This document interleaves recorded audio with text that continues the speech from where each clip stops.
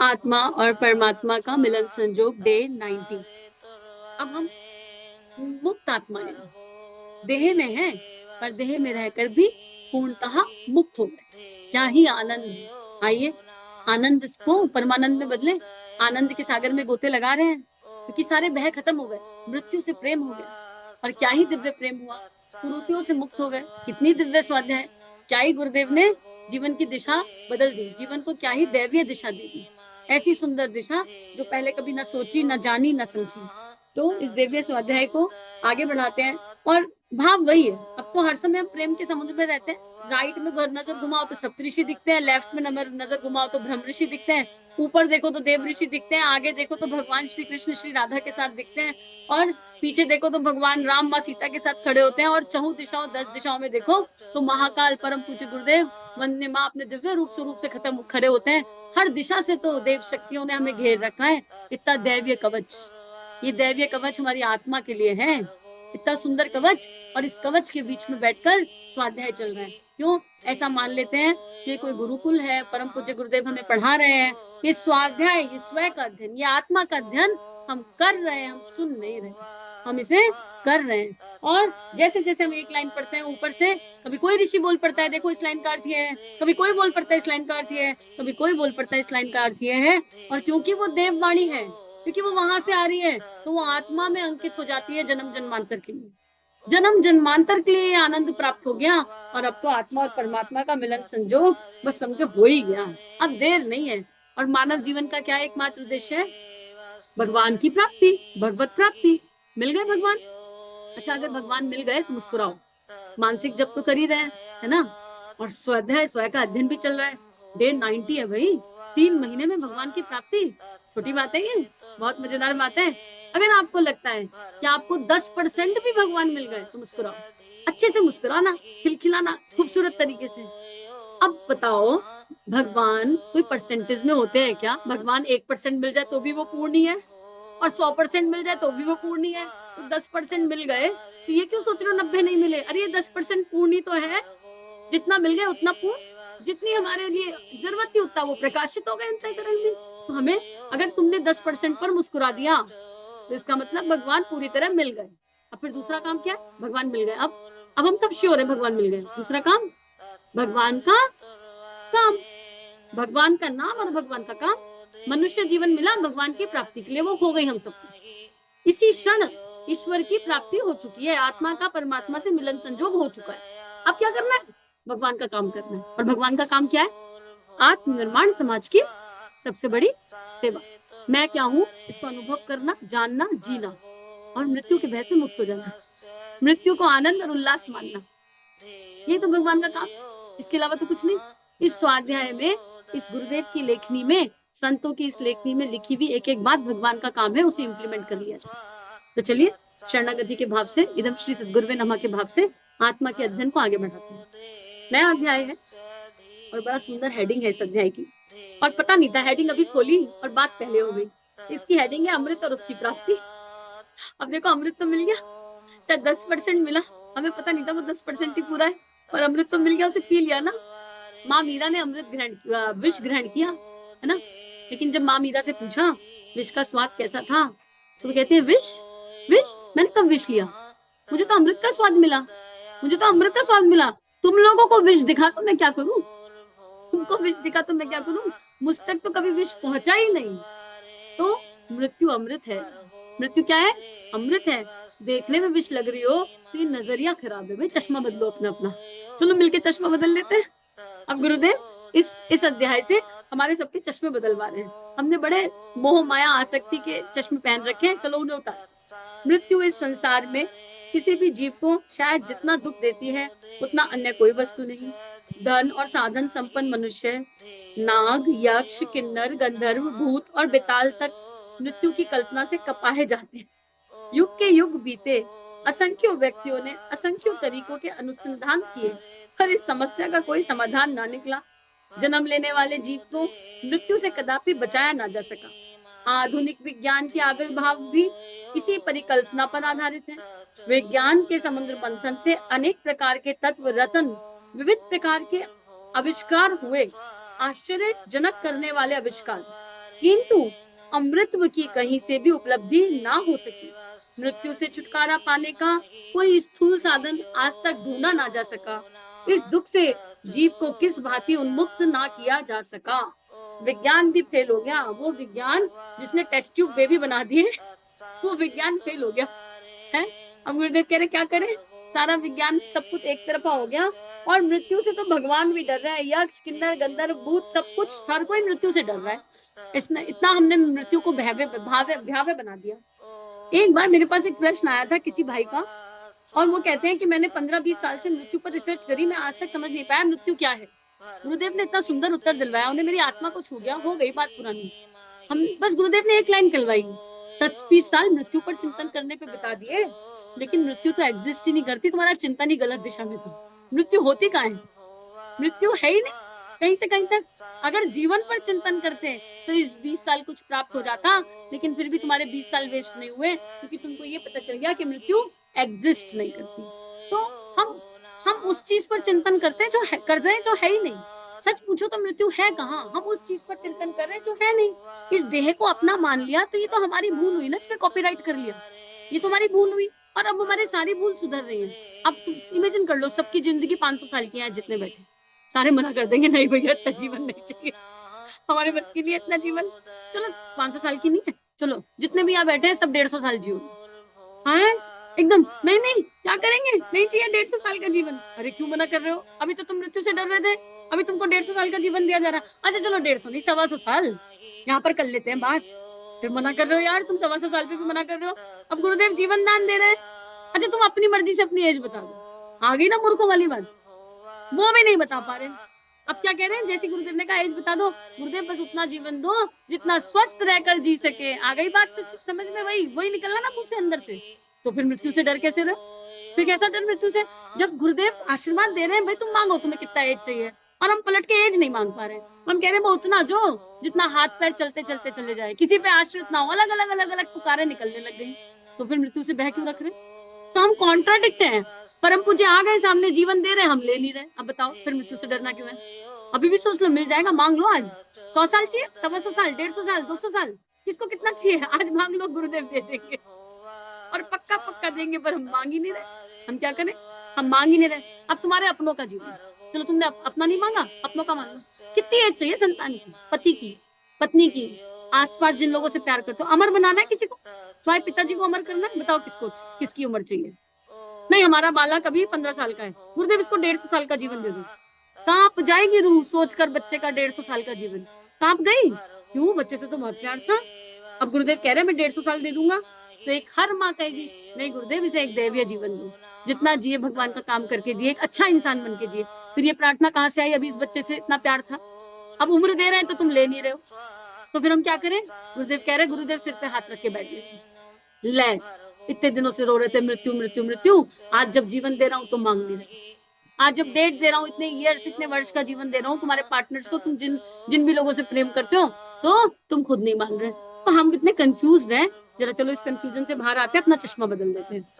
जिस चीज के लिए रो रहे थे वो मिल रही है, वो हमें चाहिए नहीं। तो गुरुदेव लिख रहे हैं अब जब इस मृत्यु का उपाय ढूंढा नहीं गया तो फिर क्या करें, क्या रास्ता है? तो भी संसार के प्रत्येक धर्म ने एक ऐसे तत्व की बात स्वीकार की जिसे पाकर मनुष्य अमृत पद पा लेता है, उसे मृत्यु के भय से भी छुटकारा मिल जाता है। ऋषियों ने अमृत तत्व को एक दैवीय पदार्थ के रूप में माना है। पौराणिक कथा कहानियों और उद्धरणों के अतिरिक्त वेद और उपनिषदों में भी कई स्थानों पर अमृत शब्द का प्रयोग हुआ है। ऐसे सभी स्थल यह व्यक्त करते हैं कि अमृत कोई ऐसा तत्व है जिसके द्वारा मृत्यु से छुटकारा मिल सकता है। अमृत पान करने की वस्तु है या कोई आध्यात्मिक तत्व है, यह तथा उसे पान करने से मृत्यु से छुटकारा मिल जाता है या नहीं, यह विवेचना का विषय है। अरे अमृत होता क्या है, इस पर तो सोचा ही नहीं कभी। क्या है अमृत का प्याला? ऐसी कौन सी चीज से जिससे हम अमर हो सकते हैं? गुरुदेव क्या लिख रहे हैं, इसको पढ़ने से पहले थोड़ा चिंतन कर लेते हैं, सेल्फ एनालिसिस कर लेते हैं। इतने दिनों से गुरुदेव हमें पढ़ा रहे हैं, जो मोटी मोटी बात समझ में इस समय आ रही है, जितना गुरुदेव ने सिखाया समझाया। अमृत क्या दैवीय कर्म नहीं है?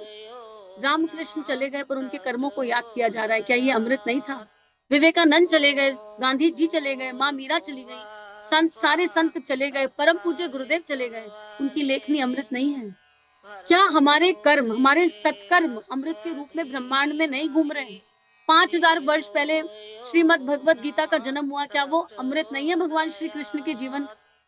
श्री राधा प्रेम की देवी बन गई, बरसाने के छोटे से गांव में पूरे ब्रह्मांड में प्रेम की देवी बनकर छा गई, क्या ये अमृत नहीं है? तो इसका मतलब क्या ये अमृत हमारे किए हुए दैवीय कर्म है जो हम भगवान की भगवत कृपा से करते हैं? सोच कर देखते हैं, विचार कर देखते हैं। अभी हमें नहीं पता अमृत क्या है, अभी तो मंथन चल रहा है, लेकिन और भी जो आंसर्स आ रहे हो मन में, उनको लिख कर रखिए कि अमृत क्या हो सकता है। और अमृत क्या हम जीते जी पीते हैं, या अमृत का लाभ कोई और उठाता है? गुरुदेव की लेखनी का लाभ किसने ज्यादा उठाया, हमने या गुरुदेव ने? गुरुदेव ने तो केवल अपने आप को तपाया है, कोई लाभ नहीं उठाया। सोच कर देखो, गुरुदेव प्रेम का वो बीज है, गुरुदेव और माँ प्रेम का वो बीज है जो खुद पूरी तरह गल गए, पूरी तरह गल गए। ना कोई स्वाद लिया, ना कोई इंद्रिय लिप्सा ली, ना सोए, कठिन से कठिन जीवन, हिमालय की दुर्गम यात्रा, गुरुदेव के जीवन पर चिंतन करके देखिए, तो देखेंगे ना तो हृदय भर जाएगा, हृदय भर जाएगा। 80 साल के जीवन में 800 साल का काम, 3200 किताबें, 3200 किताबें लिख गए। अगर रोज भी एक ऑडियो डालू ना तो जीवन काल में 3200 ऑडियो ना हो पाएंगे, 3200 किताबें पढ़ी नहीं जाएंगी। विचार करके देखिए। तो गुरुदेव अगर प्रेम का बीज है, इमेजिन कर लें हम, तो गुरुदेव ने सुख उठाया या आनंद उठाया? हम तो उठा रहे हैं, हम लोग उठा रहे हैं। तो गुरुदेव अमृत है तो उसको पी तो हम रहे, गुरुदेव ने तो खुद से कुछ नहीं पिया। तो ये अमृत है क्या भाई? अब गुरुदेव आगे इसको समझा रहे हैं, हमें चिंतन करने की आवश्यकता है कि अमृत हमको कैसे प्राप्त होगा, कैसे मिलेगा, क्या करें कि अमृत का प्याला मिल जाए, क्या करें ऐसा? गुरुदेव लिखते हैं, पुराणों में एक कथा आती है, एक बार देवताओं तथा असुरों ने समुद्र मंथन किया। इस मंथन से जो 14 रत्न मिले उनमें एक अमृत भी था। बाद में देवताओं ने उसका पान किया और वे अमर हो गए। समुद्र का मंथन किया जाना और उससे कोई अमृत जैसा दव्य प्रेय प्राप्त किया जाना, यह बात कुछ अजीब सी लगती है। इतने बड़े समुद्र को मथा जाना ही असंभव लगता है। फिर उससे जो 14 रत्न प्राप्त हुए वह भी ऐसे हैं जिन पर कोई सहसा विश्वास नहीं कर सकता। पर उक्त पौराणिक आख्यान की गहराई में प्रवेश किया जाए तो मालूम पड़ता है कि इन कथानकों के द्वारा शास्त्रकारों ने सूक्ष्म आध्यात्मिक तत्वों का अलंकारिक विश्लेषण किया। अमृत को जिस रूप में पुराणों में वर्णित किया है वह उस तत्व का केवल काव्यमय में चित्रण है, पर उसमें जो जीवन दर्शन सन्निहित है वह अवश्य ही बहुत महत्वपूर्ण है। ये बिल्कुल ऐसा है कि हमारे पुराणों की जो स्टोरी है उनमें अध्यात्म की बहुत गहरी बात छुपी रहती है और हम उस अध्यात्म की गहरी बात को, गहरे तत्व को समझ नहीं पाते। ठीक है, अब जीवन रूपी समुद्र का मंथन करने से हमारी आत्मा में ही प्रेम का अनंत प्रकाश जागृत हो जाएगा, इसको भी अमृत कह सकते हैं सही मायने में। और अमृत तक पहुंचने के लिए भीतर सारी गंदगी, पहले विष निकलेगा, पहले विष निकलेगा ना। सोच के देखो, परम पूज्य गुरुदेव ने एक मथनी हमारे सहस्त्रार से अंदर डाल दी, हमारे सहस्त्रार से एक मथनी अंदर गई, मूलाधार पर आकर रुक गई। अब परम पूज्य गुरुदेव वंदे माता जी बैठे हैं एक साइड, या कह लो एक साइड राधा बैठी है, एक साइड कृष्ण बैठे हैं, एक साइड राम बैठे, एक साइड सीता बैठी है, जो रूप स्वरूप देखना है। एक साइड ब्रह्मा जी बैठे, एक साइड गायत्री माँ बैठी है, एक साइड महाकाल बैठे, माँ पार्वती बैठी है, जो देखना हो। अब वो मथनी मथ रहे हैं सहस्त्रार के ऊपर बैठकर, सहस्त्रार की जो जहां से डाली वो आकाश में, अनंत ब्रह्मांड में, और वहां से वो मथ रहे हैं। मूलाधार चक्र पर मथनी घूमी, क्या होगा? मूलाधार चक्र में क्या क्या रहता है? विकार, जो भी विकार इन चक्रों में है। मूलाधार चक्र सबसे नीचे से शुरू हो रहा है, उसके ऊपर स्वादिष्ठान आ रहा है, फिर मणिपुर आ रहा है, फिर सोलर प्लेक्सिस है, उसको छोड़ देते हैं तो हृदय चक्र आ रहा है, विशुद्धि चक्र आ रहा है, आज्ञा चक्र आ रहा है, और सहस्त्रार आ रहा है। अब जब घूमेगा घूमेगा घूमेगा, ये मथनी घूमेगी तो क्या होगा? पहले विकार निकलेंगे, अनंत जन्मों के, अनंत योनियों के विकार बाहर निकल निकल कर आएंगे। उसके बाद हर चक्र की जागृति होगी, हर चक्र की दिव्यता का जागरण होगा, और उसके बाद सारे सद्गुण निकल कर आएंगे, और अंत में मैं क्या हूँ अनुभव में होगा, और अंत में उसके भी लास्ट में जाकर आत्मा परमात्मा से एक हो जाएगी, और फिर दो खत्म, बूंद समुद्र में विलय। पर ये कहना जितना सरल है, करना भी उतना सरल है, पर करना पड़ेगा ना, बैठना पड़ेगा। तो गायत्री मंत्र का नियमित जाप पूरी भावना के साथ, तीनों शरीरों के साथ, उपासना के माध्यम से, ये एक तरह की वो मथनी है। जब हम गायत्री मंत्र करेंगे परम पूज्य गुरुदेव वंदे माँ की आवाज में, तो समझ लो सहस्त्रार से गई मथनी अंदर। हमको बस पूरी श्रद्धा विश्वास दिल से बैठना है और बैठकर जप करना है, सांसों के साथ उस प्राण को भीतर धारण करना है। कि वो दिव्य प्राण भीतर जा रहा है, सारे कषाय कल्मश अपने आप निकल जाएंगे। लेकिन हम कुछ तो करें। तो गुरुदेव ये समझा रहे हैं कि अलंकारिक विश्लेषण है, इसके मूल में कुछ है जिसको हमको जानना और समझना है। गुरुदेव लिख रहे हैं, इस अलंकारिक विवेचन की वास्तविकता को जानने के लिए उपनिषदों का अध्ययन आवश्यक है। अमृत की व्याख्या उपनिषदों में जिस रूप से की गई है, भारतीय संस्कृति का निरूपण उसी आधार पर मानकर किया गया है। अब हमारे साथ जो दिव्यता है परम पूज्य गुरुदेव के होने की वजह से, परम पूज्य गुरुदेव की जितनी भी लेखनी है ना, ये सारे पुराणों का, उपनिषदों का, सारे वेदों का ट्रांसलेशन है। तो क्योंकि वो बहुत भारी लैंग्वेज है, हम नहीं कर सकते, पर परम पूज्य गुरुदेव की लेखनी अपने आप में कंप्लीट है, अपने आप में कंप्लीट ट्रांसलेशन है। जितना भी श्रीमद् भगवत गीता भी इसमें छुपी गई है, श्री रामचरितमानस भी इसमें छुपी हुई है। इसमें सारे दिव्य संतों की वाणी, सारे दिव्य संतों की, ऋषियों की वाणी, सप्त ऋषियों की जो लेखनी है, ऋषि व्यास जितना भी लिख कर गए हैं, वो सब परम पूज्य गुरुदेव की लेखनी में छुपा हुआ है, क्योंकि गुरुदेव ने ऋषि परंपरा को जागृत किया। इस बारे में इस समय बात नहीं करेंगे, लेकिन जब हम शांति कुंज जाते हैं तो हम वहां सप्तऋषि देखते हैं। वो सप्तऋषि देखते हैं, आदिशक्ति माँ गायत्री को देखते हैं। माँ गायत्री कौन है? वेदों की माता। तो 4 वेद तो ऐसे आ गए। गुरुदेव ने गायत्री माँ को सिद्ध कर रखा है, और दूसरे तरीके से देखा जाए तो गुरुदेव ही आदिशक्ति माँ गायत्री है, और वेदों से ही तो हर चीज का जन्म हुआ है। बाकी पुराण जो भी है, पुराण है, श्रुतियां है, सबका जन्म गायत्री माता से हुआ है, वेदों से हुआ है। और परम पूज्य गुरुदेव और गायत्री माता एक है, तो उनकी लेखनी में सब कुछ आ जाता है। वो लेखनी सरल है, गुरुदेव की ये लेखनी सरल है, समझने के लिए आसान है। तो गुरुदेव अब कह रहे हैं कि भारतीय संस्कृति का निरूपण ही इस मंथन के आधार पर है। और वो क्या है? अमृत तत्व अध्यात्म धर्म का प्रमुख आधार है, और उसी की प्राप्ति के लिए मनुष्य जीवन का लक्ष्य भी बताया गया है। भगवत प्राप्ति मतलब अमृत की प्राप्ति, मतलब हम अमर हो गए, देह से नहीं, अब हम आत्मा के सुखों के आधार पर बात कर रहे हैं। किंतु वह किसी तरल पेय पदार्थ के रूप में नहीं, वरन विशुद्ध आध्यात्मिक तत्व के रूप में हुआ। अध्यात्म का मतलब क्या होता है? इस शब्द का अर्थ क्या है? अध्यात्म, अपनी आत्मा के अधिक निकट आना। अधि प्लस आत्मा, अध्यात्म अधि प्लस आत्मा, जो अपनी आत्मा के निकट निकट निकट आता चला जाता है और फिर आत्मा से एक हो जाता है, उसे अध्यात्म का वो अमृत अनुभव हो जाता है। ये ज्ञान से नहीं समझ में आएगा, ये अनुभव अनुभूति का विषय है, अनुभव अनुभूति का विषय। तो जितने भी स्टेप्स परम पूज्य ने बताए, उनको फॉलो करेंगे, फॉलो करते चलेंगे, तो ये अपने आप समझ में आएगा। गुरुदेव लिख रहे हैं, अब इस तत्व का आवाहन, इस तत्व का अवगाहन कर मनुष्य का स्थूल शरीर भले ही अमर ना होता हो, किंतु यह निश्चित है कि वह जिस उद्देश्य को लेकर धरातल पर अवतरित होता है, उसे अवश्य पूर्ण कर लेता है। इसे ही आत्म कल्याण, स्वर्ग या मुक्ति की, परमानंद की प्राप्ति कहते हैं। जिस तत्व को प्राप्त कर लेने पर जीव शाश्वत सुख में लीन हो जाता है, उसे ही अमृत तत्व के नाम से पुकारा जाता है। जिस तत्व को प्राप्त कर लेने पर जीव शाश्वत सुख, शाश्वत सुख क्या है? बाहर भूकंप भी आ जाए तो हम अपना कर्तव्य कर्म करेंगे, पर हमारी मन स्थिति शांत बनी रहेगी। ओके, आ गया, कोई बात नहीं। जीवन में कुछ भी घटित हो जाए, हम भीतर से स्थिर रहेंगे, शांत रहेंगे, भीतर कुछ भी नहीं होगा। जैसे गहरा समुद्र हलचल मुक्त होता है, बिल्कुल वैसा। और ऐसा नहीं कि पत्थर जैसे, रोबोट जैसे ना, मुस्कुराते हुए, खिलखिलाते हुए, दूसरों की शक्ति बढ़ाते हुए, एकदम ऐसे, एकदम स्थिर आनंद में, बूंद समुद्र से एक हो गई। ऐसा शाश्वत सुख, वो शाश्वत सुख जिसे समझाया नहीं जा सकता। भाई ये गूंगे का गुड़ है, कैसे इसे समझाया जाए? पर परम पूज्य गुरुदेव ने तो इसके बारे में बहुत कुछ लिख दिया। ये तो परम पूज्य गुरुदेव ही कर सकते हैं, और ये वो अमृत है। फिर इस संसार में सब कुछ सुंदर लगने लगता है, हर किसी से प्रेम होने लगता है। और इस अमृत की दूसरी व्याख्या अगर करें ना, तो ये प्रेम ही है, अनंत प्रेम, अकारण प्रेम, एक ऐसा प्रेम जो हर समय बह रहा है, हर समय बह रहा है, हर समय बह रहा है। जिसने उस प्रेम को थोड़ा भी अनुभव कर लिया, उसने उस अमृत का स्वाद चख लिया। तो परम पूज्य गुरुदेव से प्रार्थना है कि हम सबको उस प्रेम का अनुभव कराएं। और परम पूज्य गुरुदेव उत्तर में देंगे, और कैसे अनुभव कराऊं भाई, भर भर के तो दे रहा हूं, तुम चलो तो सही। प्रेम का प्याला सामने, इसको पीने के लिए तैयार तो हो जाओ, अभी तो तुम पीने के लिए मना कर देते हो। गुरुदेव लिख रहे हैं, वह तत्व क्या है?